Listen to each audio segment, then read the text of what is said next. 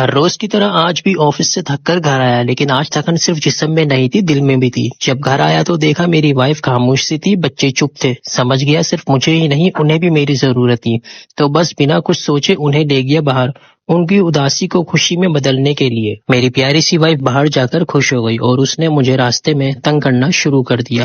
Wife کو ضرورت کا سامان دلایا، چھوٹی چھوٹی چیزیں، کیونکہ اس کی ضرورت پہلے زیادہ اہم تھی، اور میں اور راہیم اپنی ویڈیو بنانے میں مصروف ہو گئے، اور یہاں میری وائف اپنا سامان لے کر آنے لگی، اور پھر ہم دوبارہ راستے پر نکل گئے۔ راستے میں میں نے سوچا ان کو کہاں لے کے جانا چاہیے جس سے یہ اور زیادہ خوش ہو جائیں، کیونکہ دوستو گرمی بھی بہت زیادہ تھی۔ تو پھر میں نے پلان بنایا کیوں نہ ہمیں ملک بار جانا چاہیے۔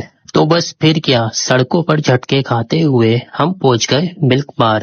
یہ بہت اچھی پلیس ہے دوستو، اور یہاں پر راہیم نے مجھے تنگ کرنا شروع کر دیا، کیونکہ بچے سنبھالنا بھی صرف شوہر کی ذمہ داری ہوتی ہے۔ ان کا مینیو دیکھا اور پھر جا کر آئس کریم کا آرڈر دیا۔ اس نے مجھ سے پوچھا آپ کو کون سی آئس کریم کا فالودہ کھانا ہے، تو میں نے مینگو سلیکٹ کیا، کیونکہ میری وائف بھی مینگو جیسی ہی ہے۔ آئس کریم دیکھ کے راہیم خوش ہو گیا اور اس نے مجھے پپیاں دینا شروع کر دی۔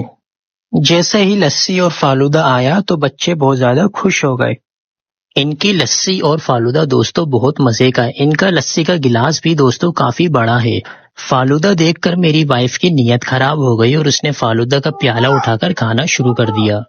راہیم نے کچھ بھی نہیں کھایا، شاید اس کا پیٹ بھرا ہوا تھا تو اس نے کھیلنا شروع کر دیا۔ یہاں دو بچے بھی بالکل اکیلے بیٹھ کے کھا رہے تھے، جنہیں دیکھ کر مجھے اپنا بچپن یاد آ گیا۔ یہ وہ جگہ ہے دوستو جہاں پر ہم کھانے کے لیے آئے تھے۔ میں نے بھی لسی کا گلاس اٹھایا اور پینا شروع کر دیا، مجھے ان کی لسی بہت پسند ہے۔ پھر کیا، وائف اور بچے کھانے میں مصروف ہو گئے۔ وائف نے لسی کا گلاس ایسے پیا جیسے اسے کبھی ملا ہی نہ ہو، اور پھر راہیم کو جھولا جھلایا اور اپنے بال سیٹ کیے، کیونکہ کہیں نہ کہیں آپ کے بھائی کے اوپر ابھی بھی لڑکیاں مرتی ہیں۔ اور جب میں نے اسلم بھائی کا تکہ بوٹی سٹال دیکھا تو سوچا یہ یاد بھی ولاگ میں ہونی چاہیے۔